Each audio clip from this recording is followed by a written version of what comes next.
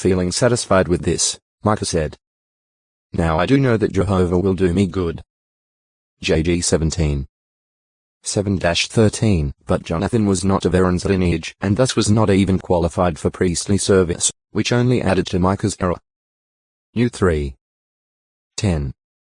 In those days, the Danites, searching for territory in which to dwell, sent out 5 spies, who eventually came to Ephraim as far as the house of Micah and got to spend the night there. While near Micah's house, they recognized Jonathan's voice, found out what he was doing there, and had him inquire of God so that they might know whether their venture would be successful. The priest told them, "Go in peace. It is before Jehovah that your ways in which you go." JG 18. 1-6 They subsequently spied out Laish and returned, telling their brothers about it, whereupon the 5 spies and 600 Danite men girded for warfare headed for that city. En route, as they passed Micah's house, the spies told their brothers about his religious articles and suggested their acquisition. The Danites took these and also convinced the Levite that it would be better for him to be a priest to tribe and family in Israel than just for one man. They then took him, the ephod, the teraphim, and the carved image and went their way. JG 18. 7-21. Shortly thereafter, Micah and a company of men pursued the Danites. Upon catching up with them and being asked what was the matter, Micah said, "My gods that I made you have taken, the priest too, and you go your way, and what do I have any more?" At that, the sons of Dan warned of possible assault if Micah continued following them and voicing protest. Seeing that the Danites were much stronger than his band, Micah returned home. JG 18. 22-26 The Danites thereafter struck down and burned Laish, building the city of Dan on its site.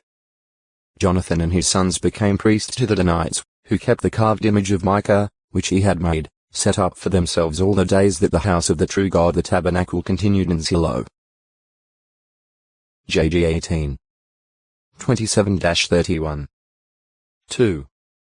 A Levite of the Kohathite family of Uzziel, of which he was head, and his brother Ishia II, when the Levitical service assignments were distributed by David.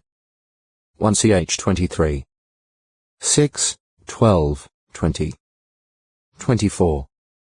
24, 25. 3. Descendant of King Saul, son of Jonathan's son Merib-Baal-Mephibosheth. He is also called Micah. 1 Ch 8. 33-35.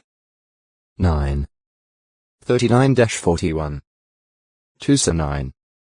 12. 4. A Reubenite who was the son of Shimei and father of Rhea.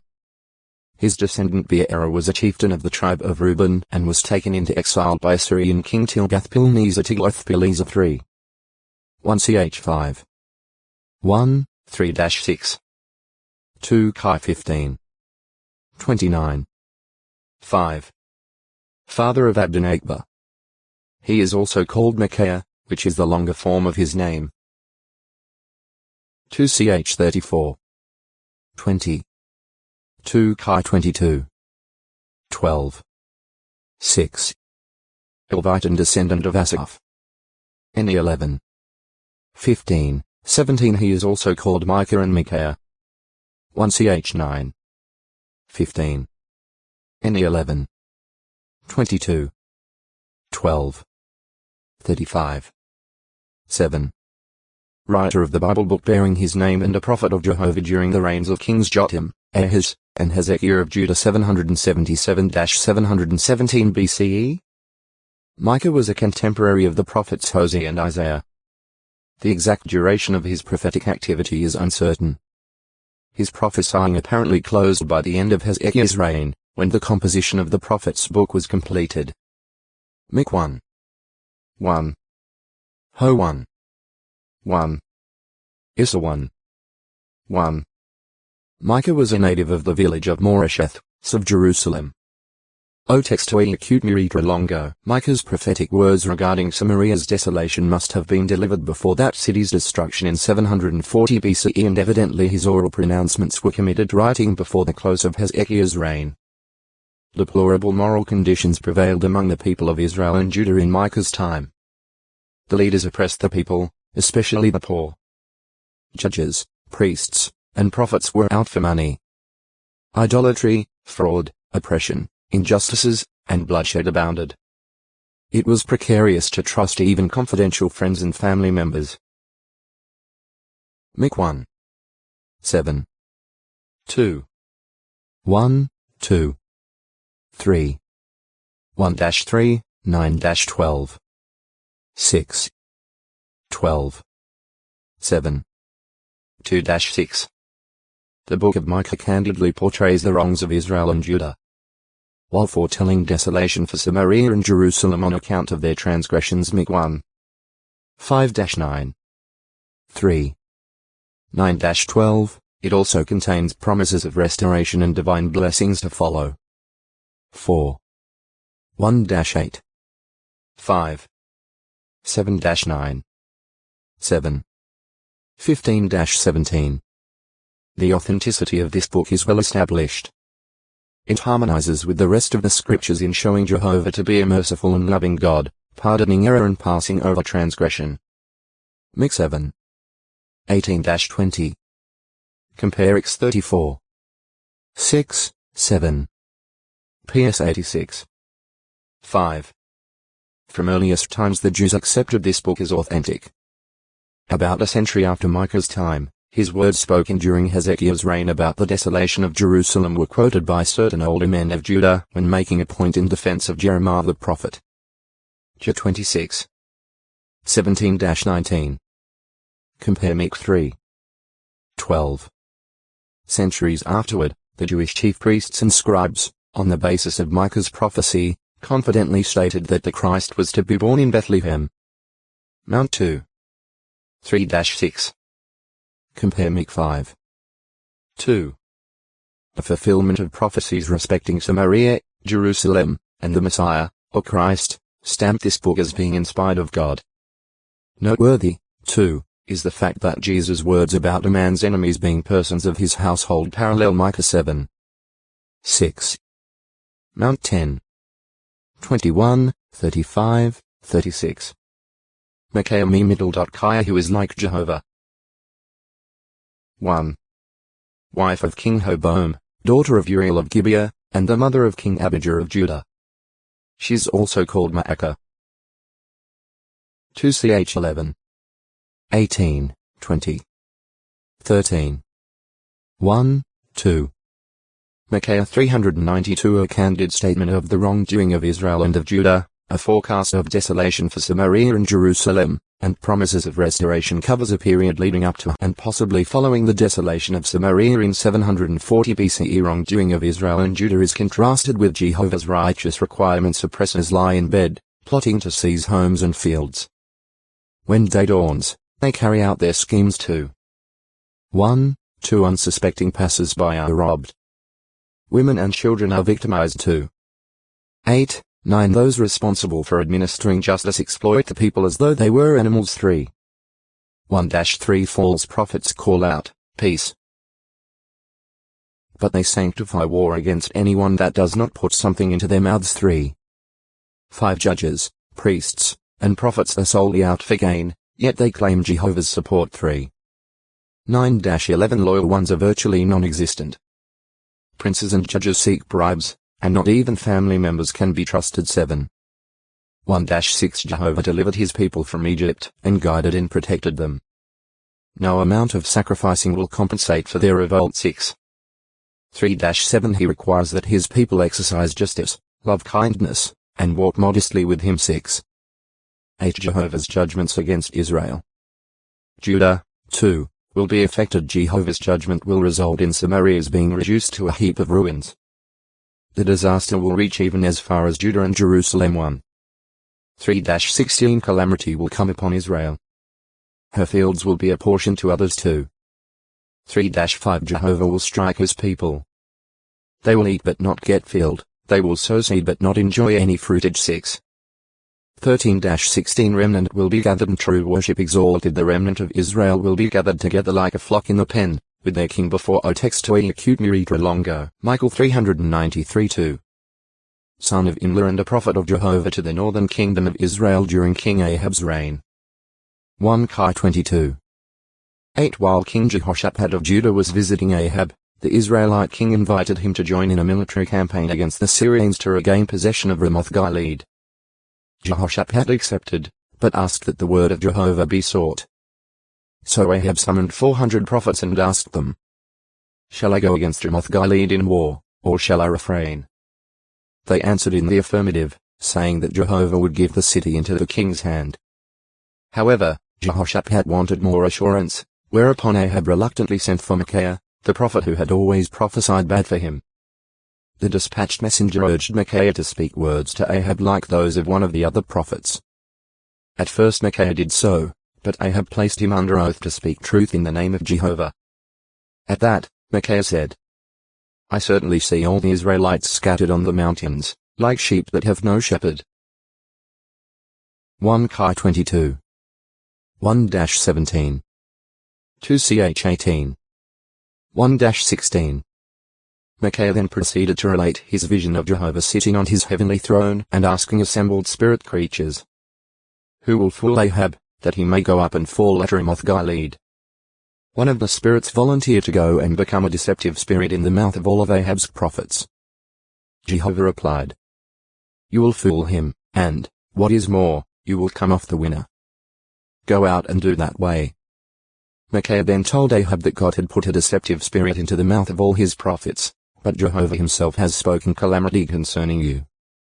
With that the false prophet Zedekiah struck Micaiah upon the cheek and asked mockingly, "Just which way did the Spirit of Jehovah pass along from me to speak with you?"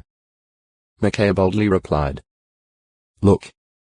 You are seeing which way on that day when you will enter the innermost chamber to hide yourself." Ahab then commanded that Micaiah be put in the house of detention, where the prophet would be fed with reduced allowances of bread and water until the king returned in peace. However, Ahab never returned, because during the battle at Ramoth-Gilead, there was a man that bent the bow in his innocence. The arrow struck the Israelite king, and he gradually died.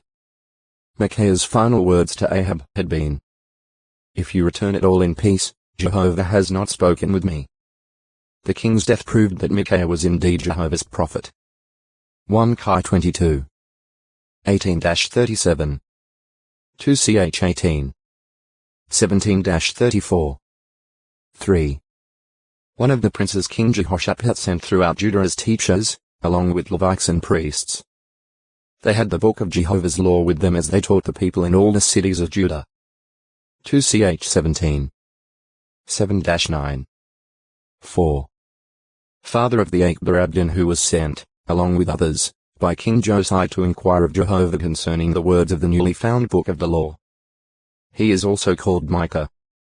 2 Chi 22. 12, 13. 2 Ch 34.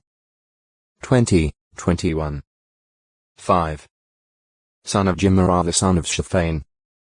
He was present in the dining room of his father, Gemariah, when Baruch publicly read there the roll containing Jehovah's words through Jeremiah against Israel, Judah, and all the nations. After hearing this message, Micaiah reported what he heard to King Jehoiakim's secretary and princes. 36.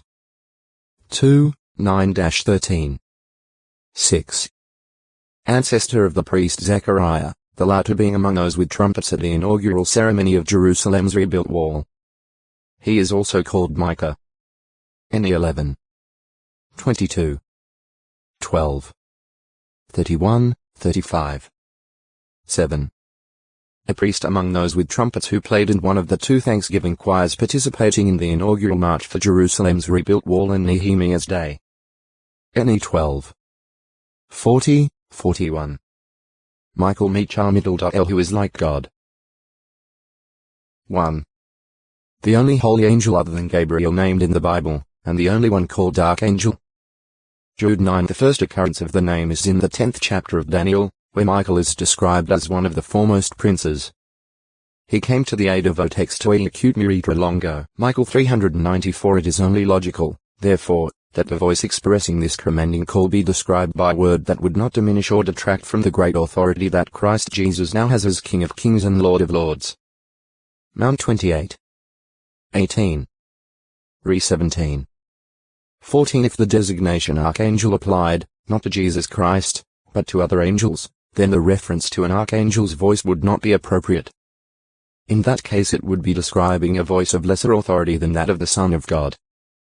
There are also other correspondencies establishing that Michael is actually the Son of God. Daniel, after making the first reference to Michael 10:13, recorded a prophecy reaching down to the time of the end 11:40 and then stated, "And during that time Michael will stand up, the great prince who is standing in behalf of the sons of Daniel's people." 12:1 Michael's standing up was to be associated with a time of distress such as has not been made to occur since there came to be a nation until that time. 12:1 In Daniel's prophecy, standing up frequently refers to the action of a king, either taking up his royal power or acting effectively in his capacity as king. 11.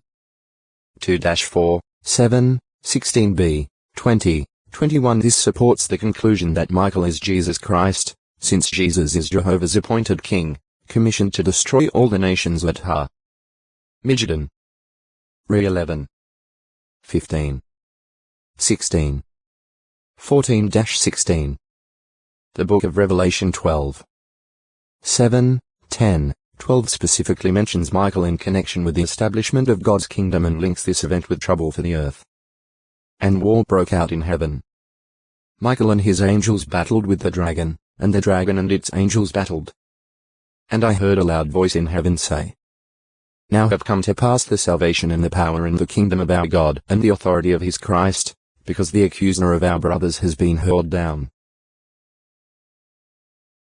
On this account be glad, you heavens and you who reside in them. Woe for the earth and for the sea." Jesus Christ is later depicted as leading the heavenly armies in war against the nations of the earth. Re 19. 11-16 This would mean a period of distress for them, which would logically be included in the time of distress that is associated with Michael's standing up. 12. Since the Son of God is to fight the nations, it is only reasonable that he was the one who with his angels earlier battled against the superhuman dragon, Satan the devil, and his angels. In his pre-human existence Jesus was called the Word. Job 1. He also had the personal name Michael. By retaining the name Jesus after his resurrection Act 9. 5, the Word shows that he is identical with the Son of God on earth. His resuming his heavenly name Michael and his title or name the Word of God Re 19. 13 ties him in with his pre-human existence. The very name Michael, asking as it does, who is like God, points to the fact that Jehovah God is without like, or equal, and that Michael his archangel is his great champion or vindicator. 2. The father of chieftain Sether of the tribe of Asher, who was one of the 12 sent to spy out Canaan. New 13. 2, 13. 3. Forefather of Asaph. Of the family of Gershom, the son of Levi. 1 Ch 6. 39, 40, 43. 4. One of the heads of the tribe of Issachar. Of the family of Tola. 1 Ch 7. 1-3. 5. A chieftain of the tribe of Manasseh who deserted to David at Ziklag. 1 Ch 12. 20. 6. The father of Omri, the head of a paternal house of Issachar during David's reign. 1 Ch 27. 18. 7. One of the sons of King Jehoshaphat of Judah who, together with his brothers, received costly gifts and fortified cities from their father. However, when his older brother Jehoram became king, Jehoram killed all his 6 younger brothers, including Michael. 2 Ch 21. 1-4. 8. A Gadite and descendant of Buz. An ancestor of No. 9, at least 5 generations removed. 1 Ch 5. 11, 13, 14. 9.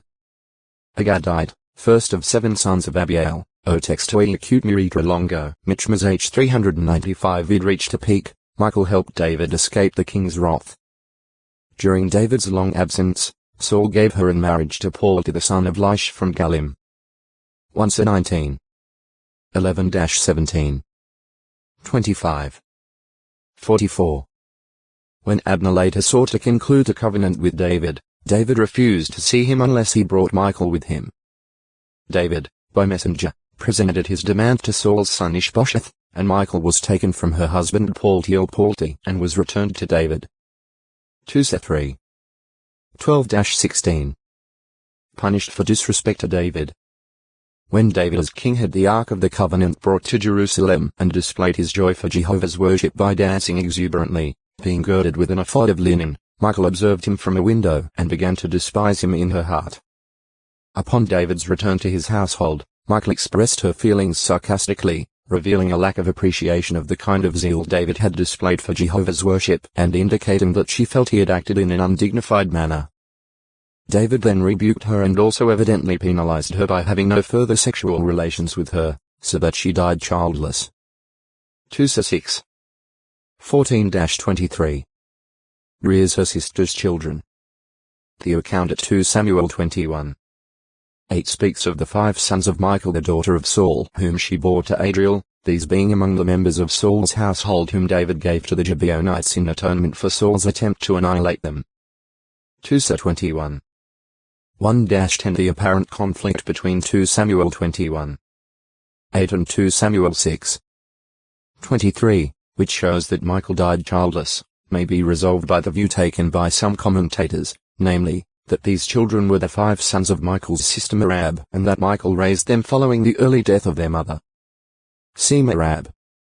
Michmash laid up, that is, concealed place.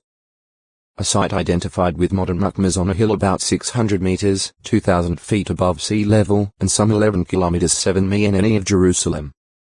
It lies end of the Wadi Sawanat near Hal Mikmas, considered to be the ravine pass of Michmash. 1-13. 23 Joined by other wadis from the Sand NW, Wadi Sawanat extends from the Mount Venus region of Ephraim to the Jordan Valley. Doubtless preparing to free Israel from Philistine control, King Saul selected a force of 3,000 men. Of these, 2,000 encamped with him at Michmash and in the Mount Venus region of Bethel, and the others took their position with his son Jonathan at Gibeah. Later, at nearby Gibeah, VG, Jonathan struck down the Philistine garrison. In retaliation the Philistines rallied a great army, including chariots and horsemen, and apparently forced Saul to retreat from Michmash to Gilgal. Hard pressed by the Philistines, many Israelites hid themselves in caves and hollows.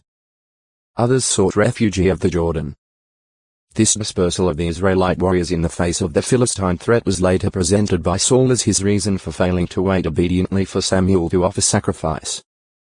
Reproved by Samuel for his presumptuous act, Saul, with a reduced force of about 600 men, thereafter came to Jonathan at Gibeah. 1-13. 1-16 According to 1 Samuel 14.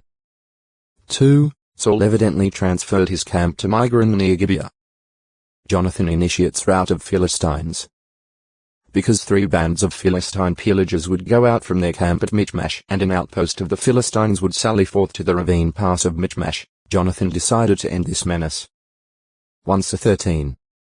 16-23 To do this, he crossed the ravine pass, which if Wadi Sawanat forms a deep gorge with nearly vertical cliffs to the east of Jebel. 2 prominent hills with steep rocky sides rise at a point where the Wadi Sawanat makes a sharp bend.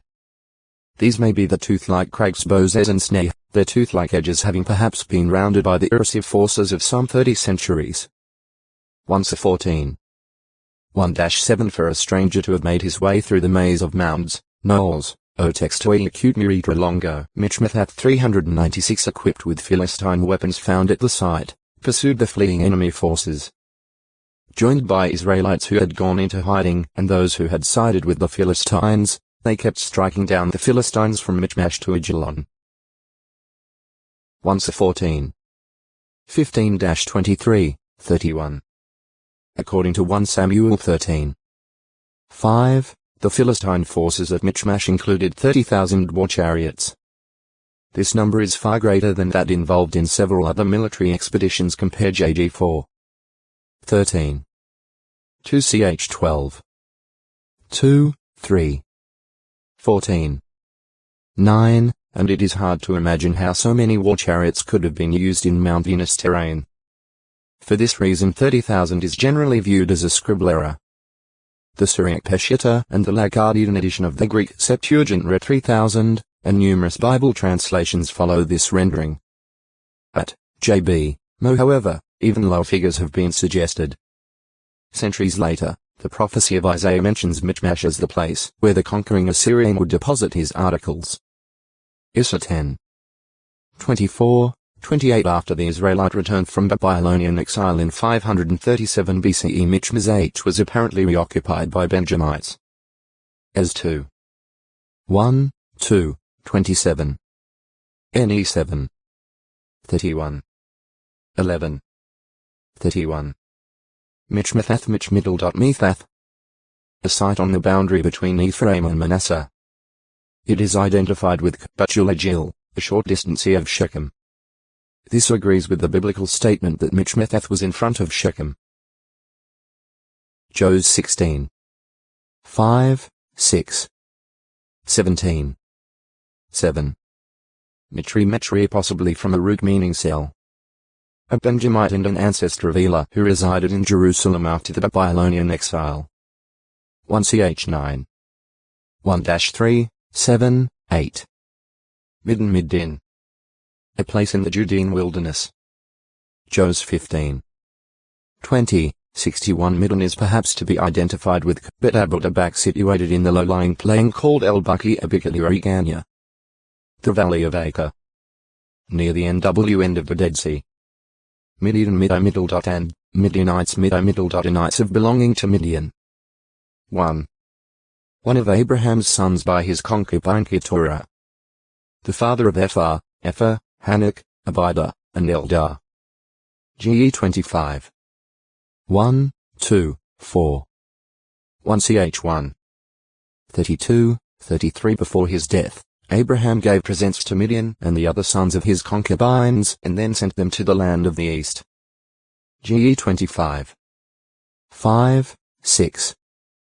2. The descendants of Abraham's son Midian are collectively designated as Midian and Midianites. New 31. 2, 3 At times the Bible seemingly refers to them as Ishmaelites. Compare GE 37. 25, 27, 28, 36.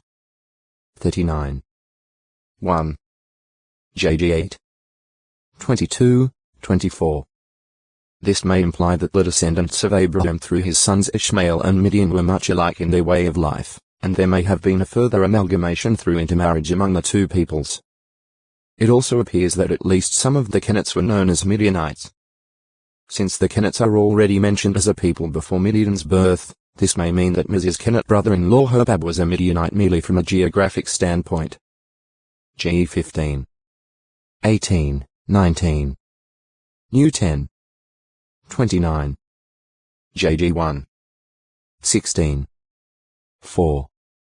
11. See Ishmaelite. Kenite. Being descendants of Abraham, the Midianites likely spoke a language that closely resembled Hebrew. Gideon, for instance, apparently had no difficulty in understanding the Midianites. JG 7. 13-15. 8. 18, 19 There is also a possibility, however, that Gideon learned the tongue of the Midianites, Israel having been under their domination for 7 years. JG 6. 1. The Midianites were primarily nomadic tent dwellers. JG 6. 5, 6. Hab 3. 7 But in Moses' day they are also reported as residing in cities. New 31.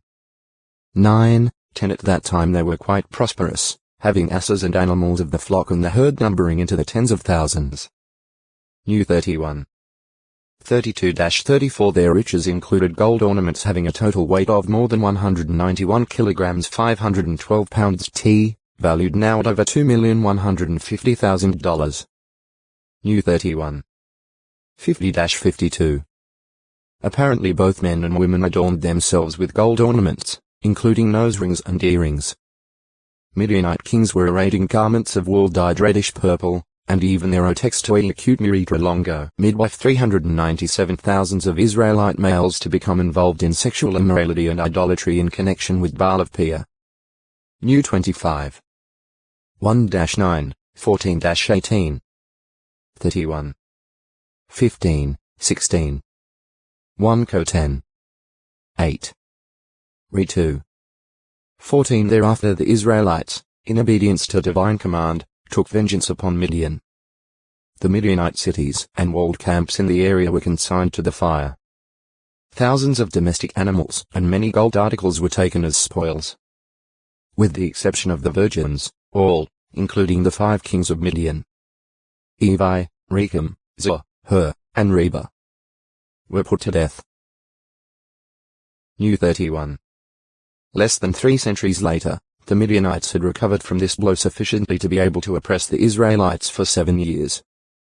Compare JG 6. 1. 11. 25, 26. Along with the Amalekites and Distiners, these tent-dwelling nomads, with their livestock and innumerable camels, penetrated Israel's land all the way to Gaza, plundering the domestic animals of the Israelites and also consuming their harvests. JG 6. 2-6. Crushing defeat by Gideon. Finally, when Israel called to Jehovah for aid, he raised up Gideon to deliver them. JG 6. 7-16. The rout that Jehovah effected by means of him was so complete that there is no record of any further harassment from the Midianites. JG 8. 28. Their princes Oreb and Zeb were slain, as were their kings Zebah and Zalmunna. JG 7. 25. 8. 5, 21. See Gideon. Centuries later the victory over Midian was still alluded to when illustrating the smashing of enemy power. Issa 9. 4. 10. 24-26. See also PS 83. 9-11. In contrast with the earlier enmity of the Midianites, a restoration prophecy pointed to the time when young male camels of Midian and of Ephah would bring gifts to Zion. Issa 60. 5, 6, 11-14. 3. The territory occupied by the Midianites was known as Midian or the land of Midian. 1 K 11. 18. Hab 3. 7. It is generally agreed that the descendants of Midian established themselves mainly in the NW part of Arabia just east of the Gulf of the Kaaba. But the extent of their land holdings is uncertain and must have varied in the course of their history. During Miz's lifetime many Midianites were apparently living near Moabite territory and in the vicinity of the region controlled by Amorite king Sihon. New 22. 4. 31. 8-12. Jos 13. 21. Moses himself spent about 40 years in the land of Midian. There he married Zipporah, one of the 7 daughters of Jethro the priest of Midian. See Jethro. By her he had 2 sons, Gershom and Eliezer. Moses' work as a shepherd for his father-in-law took him to the mountainous area around Horeb, suggesting that he resided in the vicinity of the Gulf of the Kaaba. However, whether the region around Horeb was then a part of the land of Midian cannot be determined. X2. 15-22. 3. 1. 4. 18-20. 18. 1-4. Act 7. 29, 30. It seems that at a later time Edom was at least in part referred to as Midian. 1 K 11. 14-18. Midwife. The Hebrew term for midwife is a feminine participle of the verb yamidl. Laid bear. Give birth and thus literally refers to a woman who helps to bear or give birth to a child. See birth. A midwife helps the mother during the ordeal of labor, and once the child is born she severs its navel cord and washes the infant. In ancient times she would also rub it with salt and swaddle it with cloth bands. S 16. 4. Close friends or relatives and elder women in the community sometimes served in this capacity, but because of the special knowledge, skill, and experience necessary, particularly when the delivery was difficult, midwifery was pursued as a profession by few. In the case of Benjamin's birth, when it was going hard with Rachel in making the delivery, the midwife was able to assure Rachel that she would have the son, though Rachel herself died. GE 35. 16-19. During the complicated delivery of Tammuz's twins, Perez and Zerah, the midwife was alert to identify the one she expected to be the firstborn. She quickly tied a scarlet piece on the extended otex to a acute Muritra Longo, Migdal 398 Migdal Tower of God. A fortified city in the territory of Naphtali. Jos 19. 32, 35, 38. One possible identification that has been suggested for Migdal is Majadel. This site is on a hill about 17 kilometers 11 miles of Tyre. Migdal Gad Tower of Good Fortune. A Judean city in the Shephelah. Jos 15. 20, 33, 37. It is perhaps to be identified with Bet El Madili Horvat Migdal Gad, about 20 kilometers 12 MW of Hebron. Migdal Tower. 1. An Egyptian site used as a reference point in describing the location of Israel's last encampment at Pi-Hahiroth before crossing the Red Sea. They were to encamp before Pi-Hahiroth between Migdal and the sea in view of Baal-Zephon. X14. 2. New 33. 5-8 Scholars generally hold that Migdal is likely an Egyptian pronunciation for the Hebrew Migdal, meaning tower, and that it doubtless refers to a military post or watchtower on the Egyptian border. However, there is evidence that there were several such Migdals along the Egyptian border. Even today there are 3 different villages bearing the name Mashtal, the present form of Migdal in Egyptian of Coptic derivation. See also No. 2. Though one of the Amarna tablets mentions a certain Ma'ajid Ali, it gives no indication of its location. Since the location of the other sites, Pi-Hahiroth and Baal-Zephon, are not presently known, the location of Migdal remains uncertain. Some consider it as likely to have been a site on the height of Jebel Attica overlooking the northern end of the Gulf of Suez. Though no evidence is known today connecting such a site with the name Migdal, it would obviously be a strategic location for a watchtower or frontier post. 2. The Migdal mentioned by the prophets Jeremiah and Ezekiel some 900 years after the Exodus. While it may be the same as that considered above, most commentators believe that a second Egyptian Migdal is involved. The prophet Ezekiel foretold a devastation due to come upon Egypt, evidently from Babylon, striking it from Migdal to Sin and to the boundary of Ethiopia. Ez 29. 10. 30.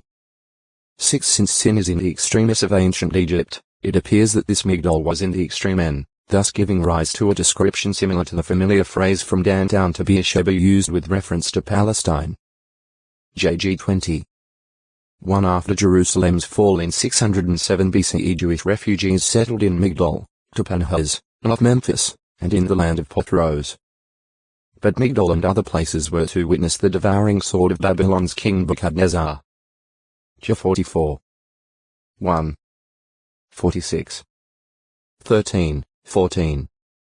This Migdal is usually identified with a fortress described in Egyptian hieroglyphic texts as guarding the any approaches of the country.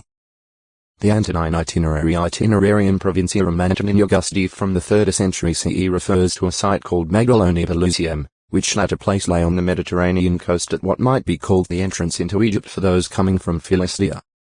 Though there is no certainty, some scholars tentatively identify this frontier fortress called Migdal with Tel El, about 10 kilometers 6 mi SSW of Pelusium Tel El Faram. Migron threshing floor. A location at the outskirts of Gibeah where King Saul was in camp when Jonathan and his armor-bearer killed about 20 men from the Philistine outpost near Michmash. 1 Sa 13. 16, 23. 14. 1, 2, 13-16 Tel Mirim, about 1 kilometer 0.6 mi WSW of Mukmas Michmash, is tentatively identified with Migron. At Isaiah 10. 28 Migron is foretold to be one of the cities through which the Assyrians would pass on their way toward Jerusalem. Its being mentioned after Iath and before Michmash appears to locate Migron N, not S, of Michmash. Therefore, a second Migron maker onto the NW of Michmash has been suggested. However, if the Migron of Saul's day was still in existence, it seems unlikely that there would be another Otex to a acute Muritra Longo, mildness 399 worthy arrangement of Nehemiah's time. NE 9. 38. 10. 1, 7, 8 He seems to be identical with the Minyamin of Nehemiah 12. 41. In Hebrew, Mjamin seems to be a contraction of the name Miniamin. Mikloth Mikloth. 1. Father of Shemir Shemim. Descendant of the Benjamite Jael of Gibeon. 1 ch 8. 1, 29-32. 9. 35-38. 2. Leader appointed for the king's service during the second month in the division commanded by I the Ahohite. 1 ch 27. 1, 4. Miknea Mike Middle. Ne herds livestock of Jehovah. One of the Levites who played harps while the ark was transported from the house of Obed-Edom to Jerusalem. 1 ch 15. 17, 18, 21. Miktam Miktam. A Hebrew word contained in the superscriptions of 6 psalms ascribed to David. PS 16, 56-60. This term may simply mean that the psalms are inscriptions of the episodes that they relate. Malale Miller Middle. Lie. A Levite musician who marched in one of the inaugural processions on Jerusalem's rebuilt wall in Nehemiah's day. Ne 12. 31, 36. Milcah Milcah. 1. Daughter of Abram's brother Haran, wife of his brother Nahor her uncle, and the sister of Lot. Ge 11. 27, 29. Bethuel, one of Milcah's 8 children, became father to Rebekah. Ge 22. 20-23. 24. 15, 24, 47. 2. One of Zelophehad's 5 daughters given an inheritance in the territory of Manasseh after their father's death. New 26. 33. 27. 1-4. 36. 10-12. Jos 17. 3, 4. Milcom from a root meaning king. Evidently the same as Melech, god of the Ammonites. It was to Milcom and other deities that King Solomon, when deviating from true worship toward the close of his reign, built high places. 1 Chi 11. 4, 5, 7, 33. 2 Chi 23. 13. See Melech. Mildew. Generally, any of numerous plant diseases caused by fungi. The ruining of crops by mildew was one of the calamities experienced by unfaithful Israel. De 28. 22. 1 Chi 8. 37-39. 2 Ch 6. 28-30. Am 4. 9. Hag 2. 17. It has been suggested that the mildew of the Bible may be black stem rust Puccinia gramineans. This serious parasitic disease deprives plants of needed nourishment and water and thus can cause the kernels of grain to dry up. Small rust-colored spots appear on the stems and leaves of attacked cereal plants. Mildness. A New Testament Word Book, by William Barclay, says of the adjective pyramidal.ys. In classical Greek this is a lovely word. Of things it means gentle. It is used, for instance, of a gentle breeze or a gentle voice. Of persons it means mild or gracious. There is gentleness in prowess, but behind the gentleness there is the strength of steel. It is not a spineless gentleness, a sentimental fondness, a passive quietism. London, 1956, pages 103, 104. Vy's Expository Dictionary of Old and New Testament Words states that the noun form pyramidal.ytes consists not in a person's outward behavior only, nor yet in his relations to his fellow men, as little in his mere natural disposition. Rather it is an inwrought grace of the soul, and the exercises of it are first and chiefly towards God. It is that temper of spirit in which we accept his dealings with us as good, and therefore without disputing or resisting. It is closely linked with the word tapenephros and overline humility, and follows directly upon it. 1981, Volume 3, pages 55, 56. The word pyramidal.ys is variously translated in Bible versions meek, mild, mild-tempered, and gentle. KJ, as, NW, NE. However, as expressed in Barclay's work quoted in the foregoing, pyramidal.ys goes somewhat deeper than gentleness and, when used of persons, means mild, gracious.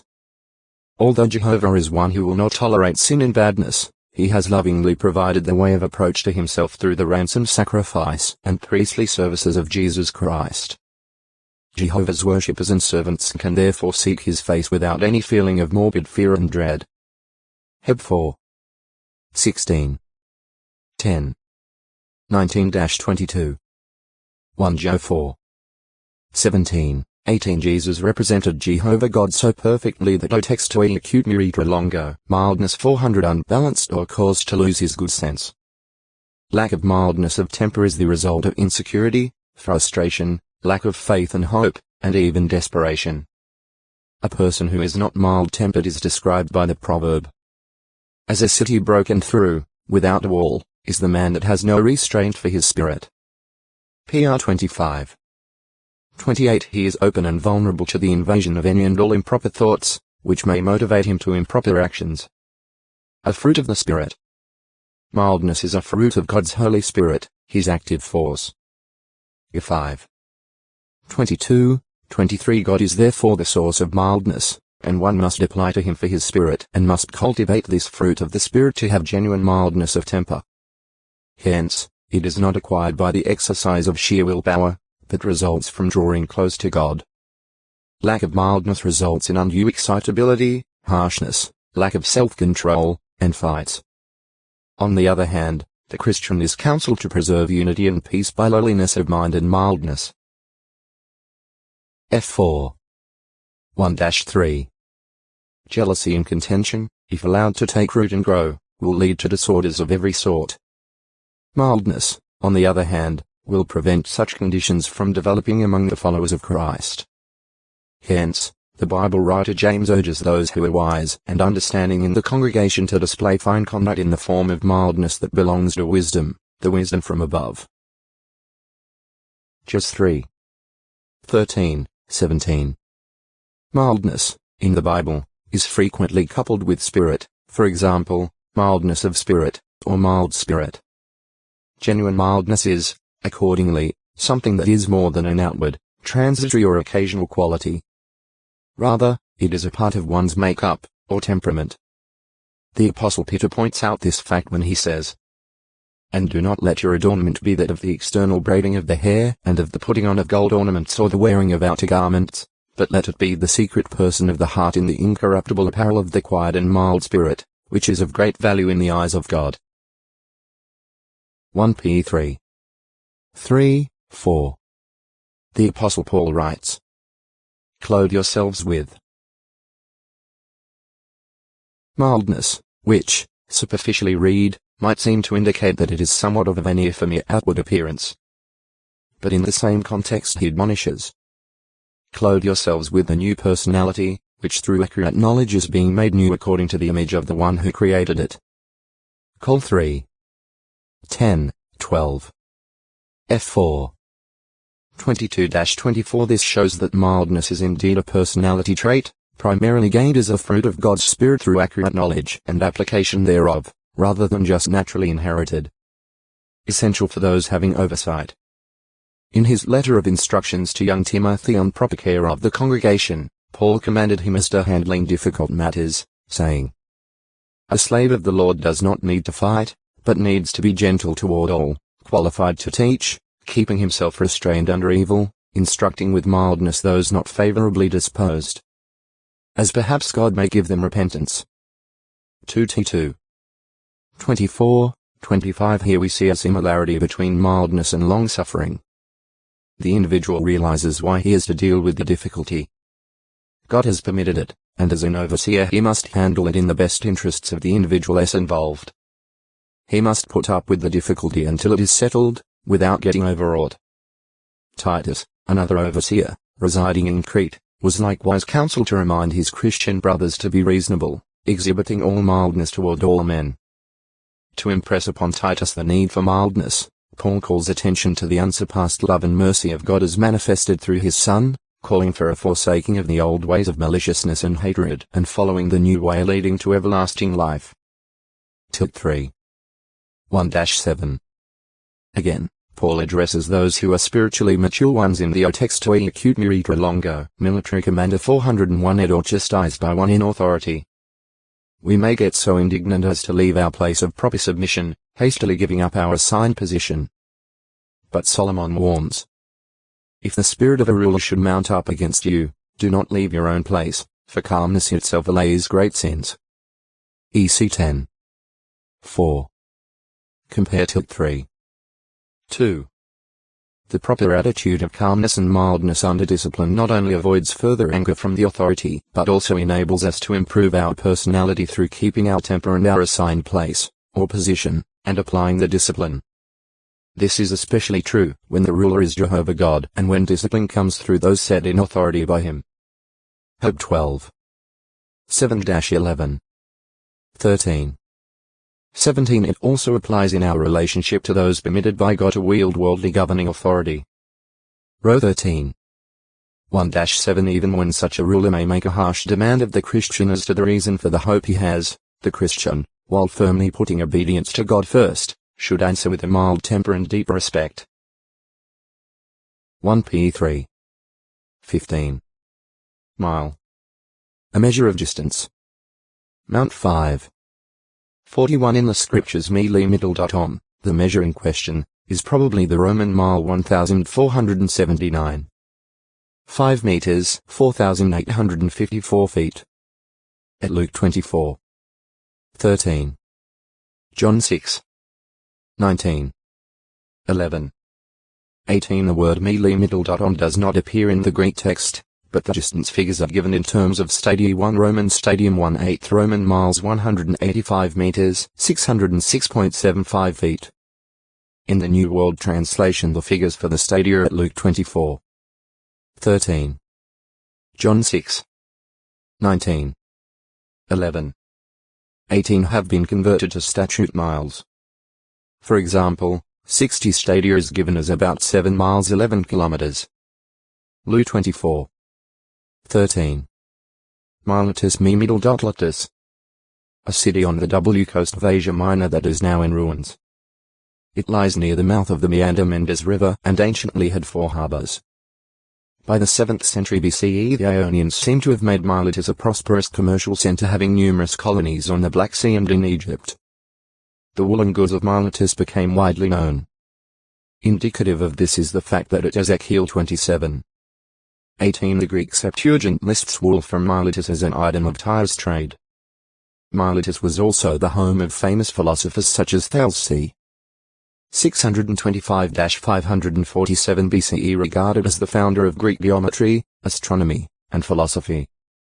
In the 5th century BCE the Persians captured and destroyed Miletus for having shared in revolt.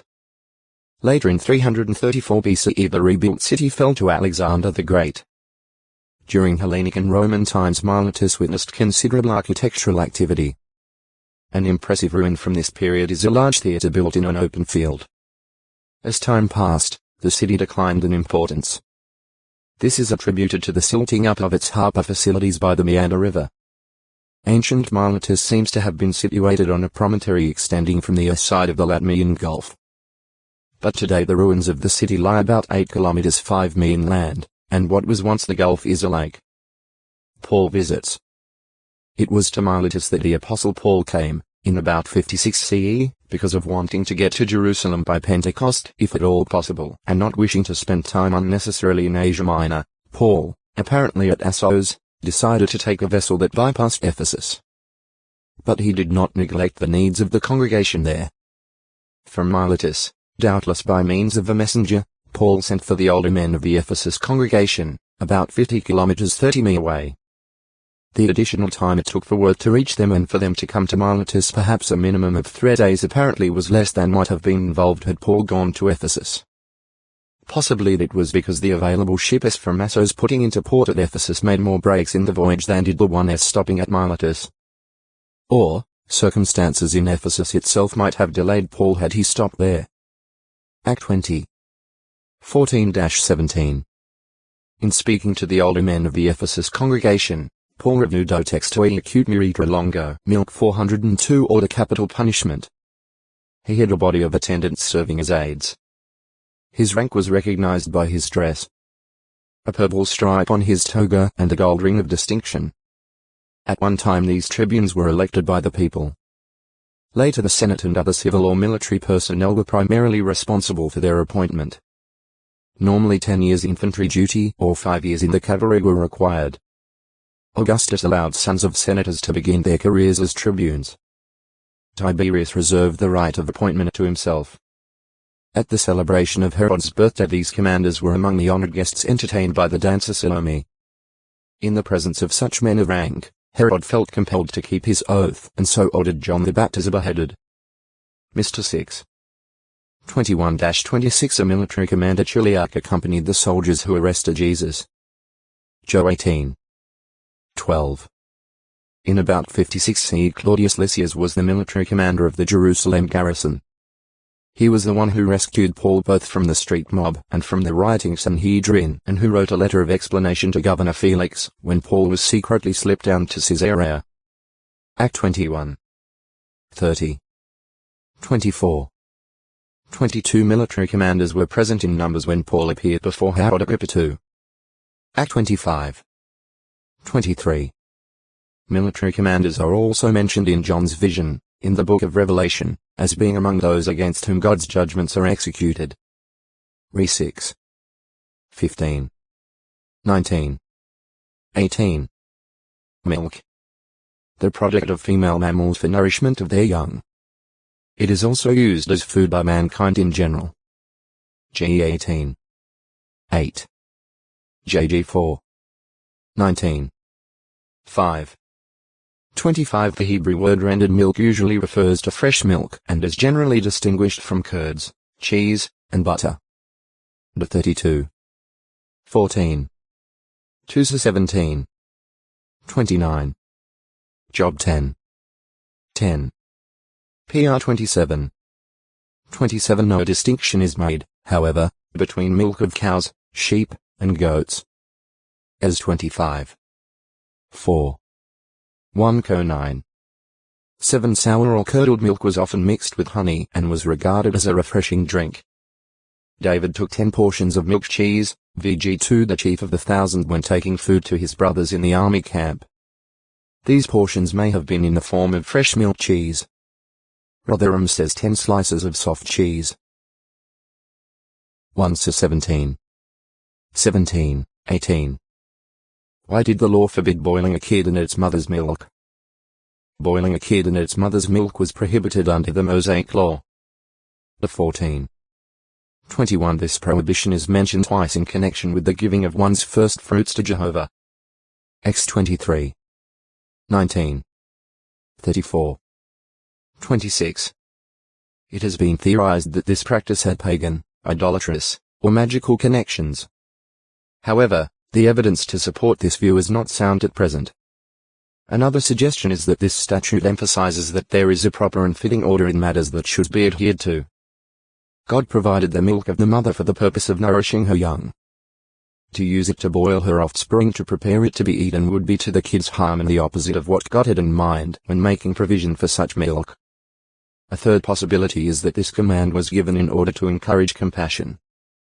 This would be in harmony with other commands that prohibited sacrificing an animal if it had not first been with its mother for at least 7 days. La 22.